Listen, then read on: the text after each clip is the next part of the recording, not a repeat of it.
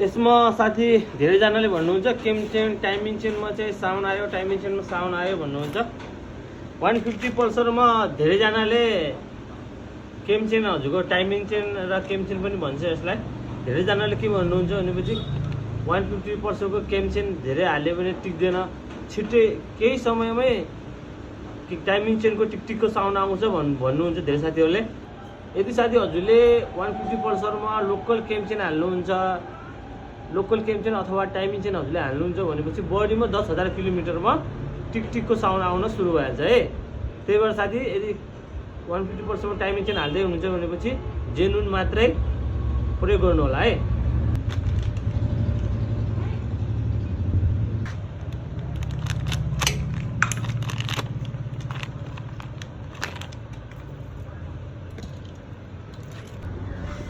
Finally साथी मैले हजुरको देख्न सक्नुहुन्छ।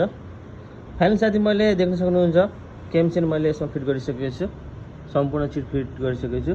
केम चेन मैले अघि हजुरलाई भनिसकेँ, केम चेन मैले ओरिजिनलै यसमा युजमा लिएर आएको छु, बकाइदा हजुरको कोड सहित छ होइन, पार्ट नम्बर सहित यसमा युज गरेको छु। त्यही भएर साथी मैले यदि हजुरले केम चेन हालिराख्ने सोचिराख्नु पर्छ भनेपछि 150 पल्सर टाइमिङ चेन हालिराख्ने सोचिराख्नु पर्छ भनेपछि 150 पल्सरमा कुनै पनि बाइकमा यो इन्जिनको पार्ट्स मेन हजुरको ओरिजिनल जेनुन नै प्रयोग गर्नु होला है साथी। र जेनुन पार्ट्स हजुरले बाहिर पनि पाउनुहुन्छ सस्तो मूल्यमा। यदि कुनै पनि पार्ट्स हजुरलाई महँगो लागिरहेको छ भनेपछि हामीलाई पनि कन्ट्याक्ट गर्न सक्नुहुन्छ। हजुरलाई कुनै पनि ठाउँमा हामीले हजुरलाई बाइकको पार्ट्सहरू सजिलै उपलब्ध गराइदिन्छौँ है साथी।